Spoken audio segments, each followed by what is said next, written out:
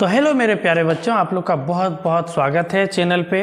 Channel से जुड़ने के लिए ये जो बैच चल रहा है टारगेट 450 प्लस बैच, इस बैच में हम लोग ने समझा है, शुरू से ही मैंने बताया है आप लोगों को कि ये जो बैच है, ये बैच से जुड़ने के लिए आपको कोई किसी प्रकार की कोई फ़ी नहीं देना पड़ेगा और इस बैच से जुड़कर आप केवल 2 महीने में पूरा मैथ ख़त्म कर सकते हैं और एग्ज़ाम से पहले पूरे सब्जेक्ट की तैयारी बिल्कुल फ्री में कर सकते हैं। तो आइए हम लोग शुरू करते हैं। आज का जो चैप्टर है वो चैप्टर है बहुपद। चैप्टर है बहुपद, जिसे पॉलिनोमियल कहा जाता है। आपके बुक का चैप्टर नंबर 2 और न्यू सिलेबस के अकॉर्डिंग इस चैप्टर में केवल 2 ही चैप्टर हैं, 2.1 और 2.2। तो हम लोग आज के जो क्लास है उसमें हम लोग चैप्टर 2.1 को ख़त्म करेंगे। उससे पहले इस चैप्टर का इंट्रोडक्शन होगा और चैप्टर 2.1 को इसी पार्ट में ख़त्म किया जाएगा। तो आप लोग वीडियो में अंत तक बने रहें और समझें कि यह चैप्टर कैसे बनेगा। आगे का चैप्टर जो 2.2 जब हम लोग पढ़ेंगे तो उसमें कौन कौन सी चीज़ें आवश्यक होंगी उसे भी हम लोग इसी चैप्टर में हम लोग इसी वीडियो में हम लोग जान लेंगे।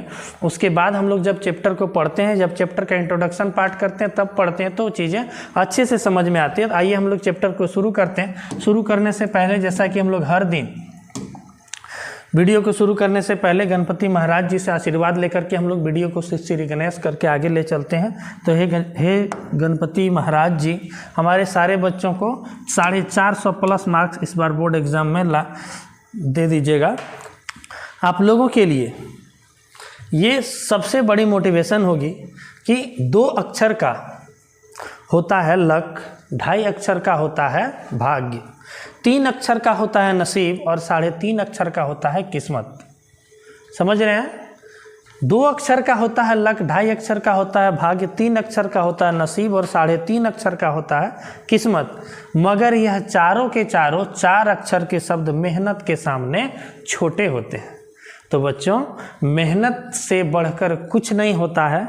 आप कितनों भगवान पे ध्यान लगा दीजिए या कुछ भी लक भाग्य कुछ भी किसी पे भी छोड़ दीजिए, लेकिन जो मेहनत करेगा वो आपसे आगे निकल जाएगा। और आप भी मेहनत कीजिए और अपने जो एम है आपका, जो आपने जो लक्ष्य जो टारगेट बनाया है 450 प्लस का, उसे हासिल कीजिए अपने मेहनत के बदौलत। तो आइए इसी मोटिवेशन के साथ हम लोग क्लास को शुरू करते हैं। चैप्टर है आपका चैप्टर नंबर 2 बहुपद। आइए सबसे पहले बहुपद में हम लोग 2 प्रकार के मान को जानेंगे, चर मान और अचर मान। चर मान क्या होता है? चर मान क्या होता है, आइए हम लोग समझते हैं कि चर मान जो होते हैं, चर मान ऐसे मान होते हैं जिसको हम बदल सकते हैं। इंग्लिश में से वेरिएबल कहा जाता है, यानी ऐसे मान जिसे बदल सकते हैं, यानी बदलने पर कोई प्रभाव नहीं पड़ेगा। इस तरह के मान को हम लोग चर मान कहते हैं। अब देखिए कैसे बदल सकते हैं। तो मान लीजिए किसी क्वेश्चन में आम की कीमत निकालने के लिए बोला है और आप आम की कीमत को x मान लेते हैं, आम की कीमत को x रुपया मान लेते हैं। वहीं कोई और व्यक्ति उसी क्वेश्चन को बनाएगा तो x के जगह में वो a रुपया मान लेगा। वहीं कोई और एक व्यक्ति बनाएगा और वो इस x के जगह में y रुपया मान लेगा, कोई z रुपया मान लेगा। यानी हम कुछ भी मानेंगे तो फिर भी हम आम का कीमत हम निकाल सकते हैं। यानी ऐसा मान जिसे हम लोग बदल भी दें तो उस पर कोई प्रभाव पड़ने वाला नहीं है, ऐसे मान को हम लोग चर मान कहते हैं। और चर मान जो होते हैं a से लेकर के z तक, ABCD से लेकर के z तक के जो मान होते हैं इसे चर मान कहते हैं। अचर मान क्या होता है? तो ऐसे मान जिसे हम बदल देने पर बड़का प्रभाव पड़ जाता है। कैसे पड़ता है आइए ज़रा समझते हैं। आप बाजार गए किसी वस्तु को खरीदने के लिए, आपको दुकानदार ने बोला कि उस वस्तु का कीमत है 50 रुपया। कितना है? 50 रुपया। अब आप उस 50 के बदले में इसको बदल करके आप उसे 20 रुपया अगर दें तो क्या होगा बताइए। अगर हम 50 को मान लें कि 20 रुपया, अब हम इसका मान बदल देते हैं, 50 को मान लीजिए 20, तो बताइए क्या हो जाएगा? डुब डुब डुब डुब मारपीट हो जाएगा, है ना। तो इसीलिए हम क्या करेंगे चर ऐसे मान जिसे हम नहीं बदल सकते हैं, ऐसे मान को हम लोग क्या कहते हैं, अचर मान कहते हैं। यानी ये जो होती है 1 2 3 4 ये जो संख्या जो होती है ये सारी संख्याएं अचर मान कहलाती है, हम इसे नहीं बदल सकते। अगर 50 किसी वस्तु की कीमत है तो वो 50 ही होगी, हम उसे 40 20 30 कुछ भी नहीं मान सकते हैं। तो उम्मीद है आप लोग चर और अचर अच्छे से समझ गए। चलिए आगे चलते हैं अब क्लास पे और बहुपद समझते हैं कि बहुपद क्या होता है। तो बहुपद हम लोग किसे कहेंगे, बहुपद ऐसे पद को हम लोग कहेंगे जिसमें चर का पावर क्या होनी चाहिए, पूर्ण संख्या में होनी चाहिए। यानी अगर किसी पद में अगर चर का पावर क्या रहेगा, पूर्ण संख्या। चर क्या हो गया, अरे अभी तो तुरंत बताए कि ABCD से लेकर के Z तक जितना संख्या ये चर संख्या है। और किसी संख्या में अगर चर का पावर जो ऊपर में रहता है ना टिकिया पे, एकरे कहते हैं पावर, इसको कहते हैं एक्सपोनेंट कहते हैं, घातांक। क्या कहते हैं, घातांक। घातांक आप लोग पढ़े ही होंगे। तो इसको कहते हैं ऊपर वाला जो टिकिया में रहता है उसको घातांक कहते हैं, इसको पावर भी कहते हैं। तो यही जो है पावर ये किस में होना चाहिए, पूर्ण संख्या में। पूर्ण संख्या क्या होती है, तो 0 1 2 3 4 0 से स्टार्ट कीजिए और गिनती को आगे बढ़ाते चलिए, यही इसी को हम लोग क्या कहते हैं, पूर्ण संख्या कहते हैं। तो देखिए यहाँ पर हमने कुछ संख्या लिख के रखा है, तो बताइए इसमें से कौन बहुपद है और कौन बहुपद नहीं है। तो आइए जरा हम लोग समझते हैं इसमें। यहाँ देखिए 5x पर पावर 2 है, तो यहाँ देखिए यहाँ इसका जो घातांक है यानी जो पावर है ये 2 है और 2 क्या होती है, पूर्ण संख्या होती है। तो हम इसे बहुपद कहेंगे, यहाँ देखिए 6x यहाँ पावर कुछ नहीं है, तो यहाँ टिकिया पे 1 है, इसका क्या है, मथवा पे 1 है, तो हम इसे भी बहुपद कहेंगे। क्योंकि ये जो है 1 भी क्या होती है, 1 भी पूर्ण संख्या होती है। आइए आगे बढ़ते हैं। यहाँ एक संख्या दे के रखा है x पर पावर -2, x पर पावर -2। अब देखिए -2 है, इसका पावर -2 है, इसका पावर -2। तो बताइए -2 पूर्ण संख्या है क्या ना। 0 से आगे बढ़िए, उसी को पूर्ण संख्या कहते हैं, माइनस वाले को पूर्ण संख्या नहीं कहते हैं। तो इसीलिए जो x पर पावर -2 है इसे हम बहुपद नहीं कहेंगे, ये बहुपद नहीं है। अब इस पर जरा विचार कीजिए कि √2x ये बहुपद है अथवा नहीं है।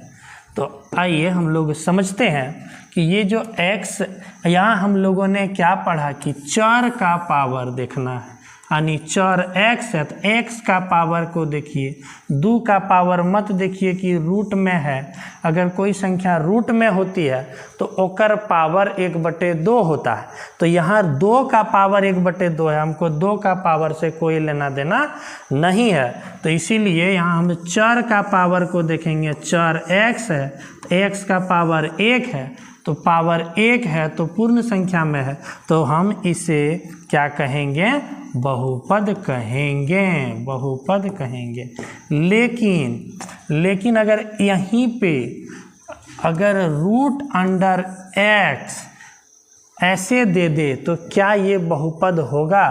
तो हम लोग जानते हैं कि जो रूट में जो संख्या होती है उस पर पावर 1/2 रहता है, और 1/2 जो है ये पूर्ण संख्या नहीं है, तो हम इसे बहुपद नहीं कहेंगे। उम्मीद है अच्छे से समझ रहे हैं। अब देखिए एगो क्वेश्चन आरो है, क्वेश्चन है 1/x पर पावर 1 क्या ये बहुपद है। 1 2 3 4 कुछ और रह सकता है, नीचे मुझसे क्या लेना देना, यहाँ 1 है। तो आइए बता दिए कि 1/x पर पावर 1 क्या ये बहुपद कहेंगे इसको। तो बोलिएगा कि सर यहाँ तो बतेबे किए कि x पर पावर 1 होता है तो उसको बहुपद कहते हैं। लेकिन जरा ध्यान दीजिए कि ये वाला x ऊपर में है, यानी अंश में है, यहाँ x नीचे में है। तो जब तक इसको ऊपर ना ले जाएंगे तब तक हम इसको बहुपद नहीं कहेंगे। पहले इसको ऊपर ले जाइए, ऊपर ले जाने पे क्या होता है आप लोग तो जानबे करते होंगे कि किसी भी संख्या को हम नीचे से ऊपर ले जाते हैं जब हम चर को, तो ये जो पावर है m है, ये पावर बदल के माइनस m हो जाता है, यानी पावर माइनस में हो जाता है। नीचे से ऊपर कर देते हैं तो पावर माइनस में हो जाता है। तो उसी प्रकार यहाँ भी हम x को जब हम ऊपर कर देंगे तो x पर पावर 1 है, तो यहाँ पावर हो जाएगा -1। तो और -1 का पूर्ण संख्या है नहीं है, तो हम इसे भी बहुपद नहीं कहेंगे, इसे बहुपद नहीं है बोलेंगे। क्या है ये? बहुपद नहीं है। तो उम्मीद करते हैं कि आप लोग को बहुपद बहुत ही अच्छे से समझ में आ गया होगा। तो चलिए अब आगे चलते हैं आगे और समझते हैं हम लोग क्या ये 5 बहुपद है? क्या ये 5 बहुपद है? कोई आपसे पूछ दे कि बताइए ये 5 जो संख्या है, 5 कुछ भी दे देगा, 4 3 2 1, क्या ये बहुपद है? तो हम लोग का जवाब क्या होगा कि ये बहुपद है। क्या होगा ये जवाब? बहुपद है। क्या होगा जवाब? बहुपद है। अब कैसे है बहुपद? आइए अब समझाते हैं आप लोग को कि ये बहुपद कैसे है। तो बताइए क्या हम 5 को 5 गुने 1 लिख सकते हैं? हाँ बिल्कुल लिख सकते हैं। 5 गुना कहने लिखेंगे 5 एकम 5 होता है, तो बिल्कुल लिख देंगे। तो बताइए अब एक जो है हम बताएं कि अगर घात घातांक में थोड़ा पीछे अगर चल जाएं तो उसमें बताएंगे कि किसी भी संख्या पे अगर पावर अगर 0 रहता तो उसका मान 1 हो जाता है। और यहाँ पे हम यदि चर यदि हम x अगर हम मान लें तो क्या हम 5 को 5 गुना 1 के जगह पे x पर पावर 0 रख सकते हैं? तो हाँ बिल्कुल रख सकते हैं। अब बताइए यहाँ जो चर है इसका पावर क्या हो गया? 0 हो गया। चर का पावर 0 हो गया और चर का पावर अगर 0 होता है तो पूर्ण संख्या, तो हम इसे भी हम बहुपद कहेंगे। इसे भी हम बहुपद कहेंगे, यानी 5 4 3 2 1 जितना संख्या सबको हम बहुपद कह देंगे, क्योंकि चर पे पावर 0 लगा देने से उसका मान 1 होता है। इसीलिए हम वहाँ पे मान लेंगे कि चर कुछ भी है उसका पावर कितना है? 0 है, और पावर 0 रहने पर भी हम उसको बहुपद बोल देते हैं। आइए अब समझते हैं बहुपद का जो वर्गीकरण किया गया है 2 प्रकार से किया गया है। एक है पद के आधार पे वर्गीकरण किया गया है और दूसरा है घात के आधार पे इसका वर्गीकरण किया गया है। तो पद के आधार पर वर्गीकरण कैसे होता है, आइए हम लोग समझते हैं कि पद के आधार पर वर्गीकरण क्या होता है। तो पद के आधार पे वर्गीकरण करता है एकपदी, द्विपदी, त्रिपदी। ये जो है पद के आधार पे किया जाता है। एकपदी, द्विपदी, त्रिपदी, आप बढ़ाते जाइए, चतुर्थपदी, पंचम पदी, ऐसे चलते रहता है। तो आइए पहले हम लोग समझते हैं कि एकपदी क्या होता है, द्विपदी क्या होता है, त्रिपदी क्या होता है, इस पर हम लोग चर्चा करते हैं।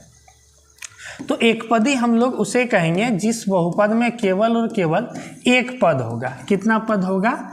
एक पद होगा।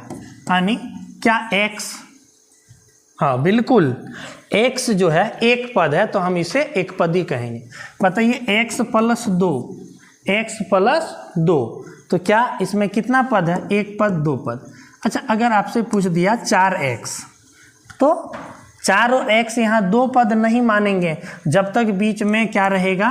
प्लस या माइनस से अलग ना होगा, तब तक हम उसे अलग पद नहीं मानेंगे।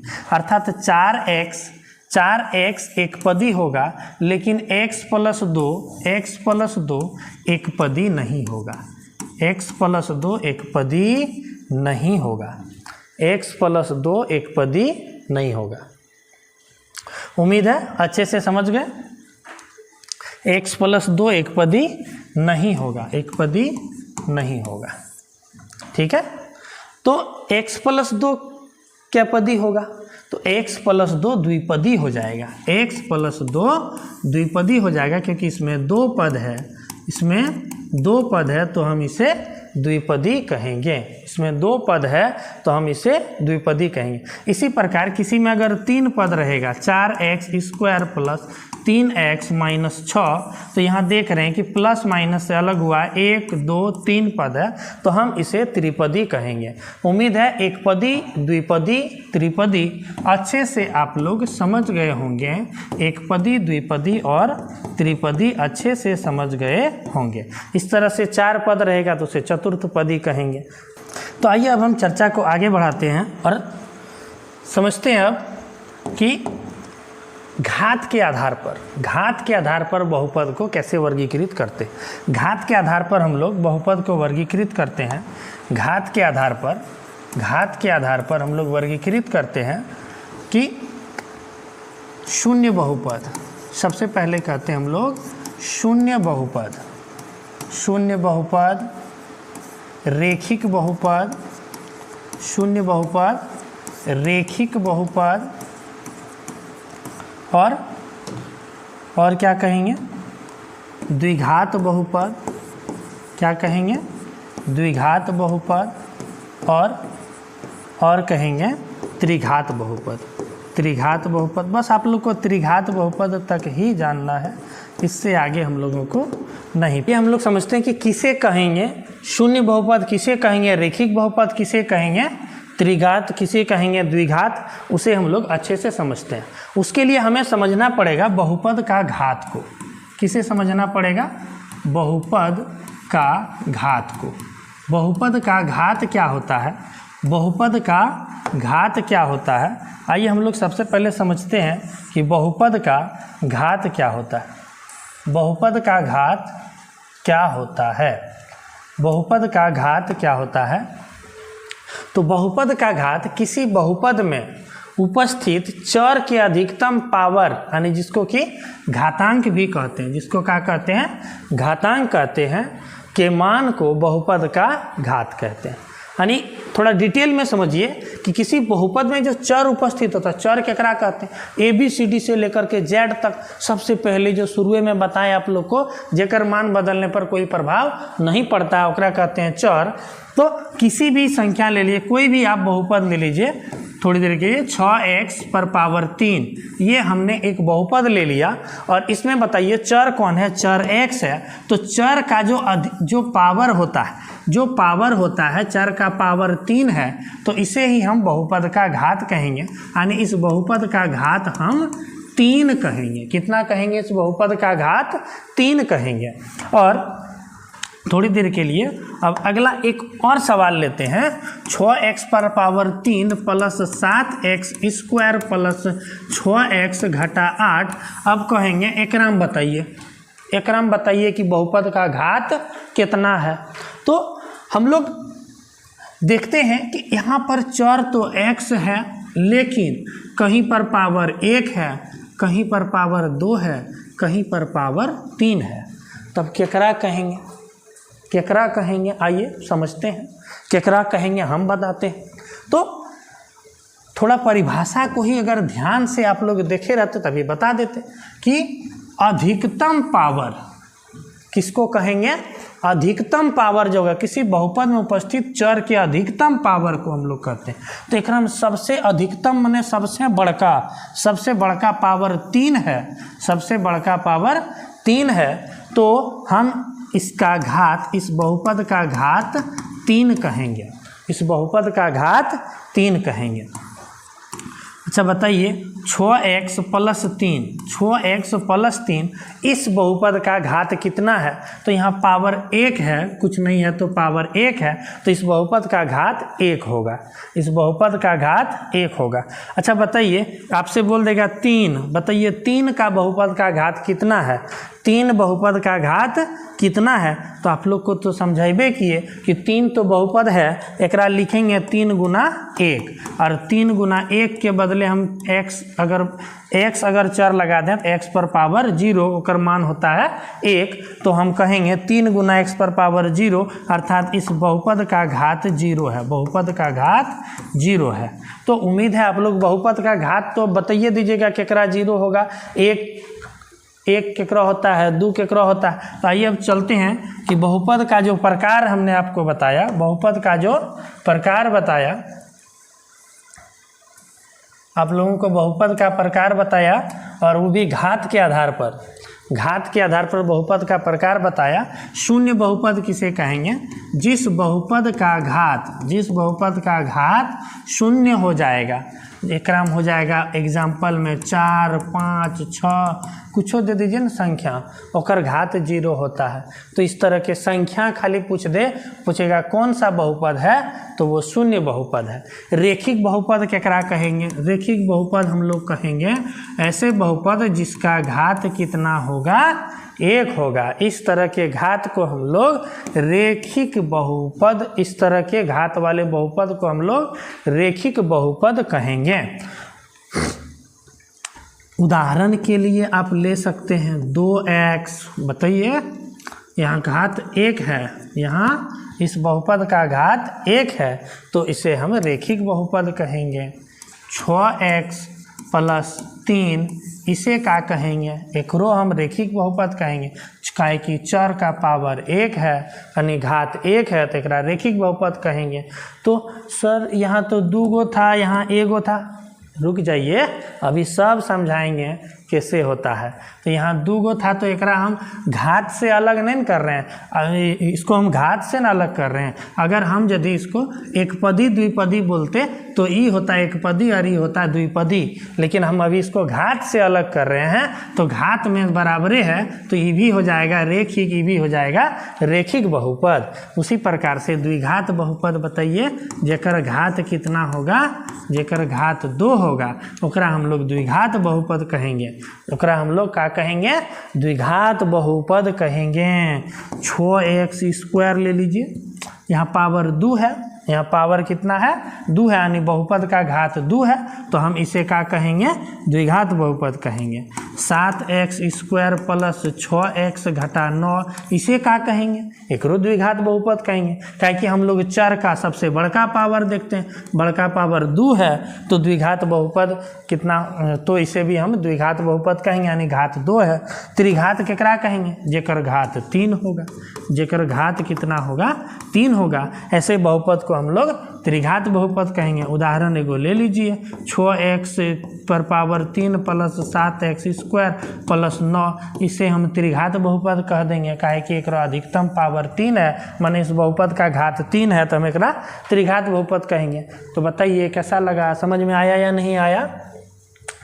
केकरा शून्य बहुपद, केकरा रेखिक, केकरा द्विघात, केकरा त्रिघात कहेंगे, तो आप लोग समझ लिए अच्छे से। तो फटाफट से अब चलिए आगे टॉपिक पे, आगे टॉपिक पे, आगे टॉपिक पे, आगे टॉपिक पे हम लोग चलते हैं। आगे टॉपिक पे चलते हैं। आगे टॉपिक है व्यापक रूप। आगे टॉपिक है व्यापक रूप या मानक रूप। आपसे पूछेगा एग्जाम में कि बताइए रेखिक बहुपद का मानक रूप क्या होता है। तो रेखिक बहुपद का मानक रूप ax + b होता है। ax + b होता है, ध्यान से समझिएगा। जहाँ a 0 नहीं हो सकता है, यानी जो x के साथ में जो a है एकरा मान कभी 0 नहीं होगा। तो a का है? तो a और b, यहाँ ससुराई a और b जो है ये चर नहीं है, यहाँ ये कोई वास्तविक संख्या है, माने कोई ना कोई ये संख्या है यहाँ पर a और b। यहाँ पे a और b चर नहीं मानिएगा, ध्यान से समझिएगा। a और b के जगह में कोई संख्या रहेगा, तो हम रेखिक बहुपद ओकरे कहेंगे जेकर जो इस कंडीशन को फॉलो करेगा, ax + b के रूप का होगा, ओकरा हम लोग रेखिक बहुपद कहेंगे। यानी यहाँ जो चर होगा, चर खाली x से नहीं, x y z लनफन कुछ रहेगा z तक में, ठीक है ना। तो इसका पावर देखना है कि 1 है या नहीं है, तो हम लोग उसी को हम लोग क्या कहेंगे? रेखिक बहुपद कहेंगे। रेखिक बहुपद का आपसे यदि व्यापक रूप या मानक रूप पूछा जाए तो वहाँ पर x चर को ही लेकर के बताते हैं, तो इसलिए इसको ax + b कहेंगे। और a और b ध्यान दीजिएगा, a और b यहाँ वास्तविक संख्या, वो चर नहीं है, थोड़ा समझिएगा। और a = 0 नहीं होना चाहिए, इसीलिए हम 4x को भी वहाँ पे आपको रेखिक बहुपद बता दिए। क्यों बता दिए? यहाँ जो आपको जो अभी जो बताए, जहाँ पे घात के आधार पर जो बहुपद को जब हम अलग कर रहे थे, तो यहाँ पर जो 2x था, यहाँ पर 2x को भी हम रेखिक बता दिए थे, 6x + 3 को भी रेखिक बता दिए थे। ऐसा क्यों हुआ था? तो यहाँ पे हम लोग समझते हैं ऐसा क्यों हुआ था। तो हम लोग यहाँ पे समझते हैं कि वहाँ जो संख्या 2x थी, वहाँ जो संख्या 2x थी, इसे हम रेखिक बहुपद क्यों बोल दिए? क्योंकि हमने यहाँ पढ़ा कि a 0 नहीं होना चाहिए। इधर ससुरा b 0 हो भी जाएगा तो उससे कोई हमको लेना देना नहीं है, उससे कोई लेना देना नहीं है। इसीलिए इसे हम रेखिक बहुपद कहेंगे। 2x प्लस कुछ रह जाए या कुछ ना भी रहे तो उसे हम रेखिक बहुपद कहेंगे। आइए चलते हैं द्विघात बहुपद पे। द्विघात बहुपद का जो मानक रूप होता है ax² plus bx plus c। एक रो कंडीशन सेम होता है कि यहाँ भी a बराबर 0 नहीं होना चाहिए, और a b c जो है a b c कौन है? तो वही है जो यहाँ है a और b, यानी ये भी वास्तविक संख्या है। a b c यहाँ भी चर का मान नहीं है बल्कि ये वास्तविक संख्या है। तो उम्मीद है आप लोग अच्छे से द्विघात बहुपद को भी समझ लिए। आइए एक उदाहरण भी समझते हैं हम लोग का। 4x² द्विघात बहुपद है। हाँ, द्विघात बहुपद है। काहे कि a 0 नहीं होना चाहिए। a को केकरा कहते हैं? x² के साथ में जो गुणांक होता है, x² के साथ में यहाँ 4 है, यानी a का मान 4 है। a बराबर खाली 0 नहीं होगा तो हम एकरा का कहेंगे? द्विघात बहुपद कह देंगे। एकर साथ में कुछ संख्या रहे अथवा ना रहे, एकरा हम द्विघात बहुपद कहेंगे। अब त्रिघात बहुपद का क्या होता है? त्रिघात बहुपद का मानक रूप ax² प्लस त्रिघात बहुपद का मानक रूप ax पर power 3 plus bx² plus cx plus d, ये होता है त्रिघात बहुपद का मानक रूप। एक रो कंडीशन वही है कि a बराबर 0 नहीं होना चाहिए, बाकी सब 0 हो जाए, ओकरा को लेना देना नहीं चाहिए। ठीक है ना? उम्मीद है अच्छे से समझ रहे हैं। और यहाँ भी ABCD का है। ABCD वही रियल नंबर है, यानी कि वास्तविक संख्या है, यानी वास्तविक संख्या है। ABCD भी वास्तविक संख्या है यहाँ पर, यानी ABCD चर का मान नहीं, चर मान नहीं है यहाँ, ये कोई ना कोई एक संख्या है। वास्तविक संख्या क्या होती है? चल जाइए एकदम पहला वीडियो में चैप्टर 1 का, वहीं पे आपको मिलेगा वास्तविक संख्या।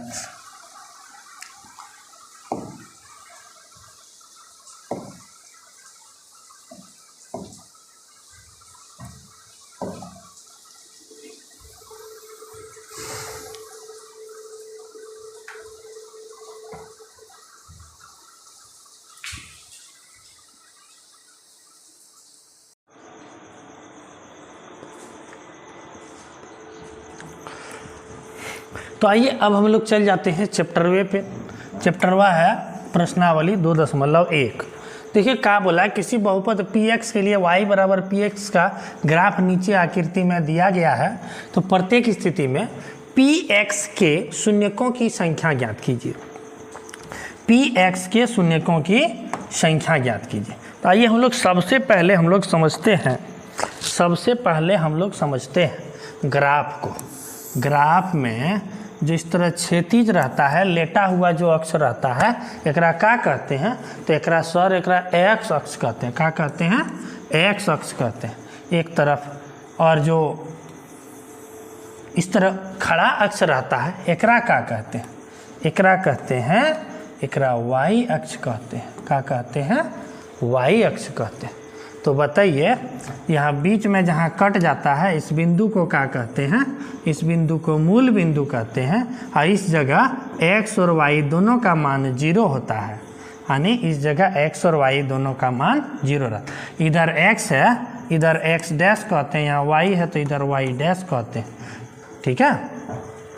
अब यहाँ बीच से इधर जब जाते हैं तो x का मान प्लस में होता है, और पीछे तरफ आते हैं तो x का मान माइनस में होता है। x का मान माइनस में होता है। इधर पीछे आते हैं तो x का मान माइनस में होता है।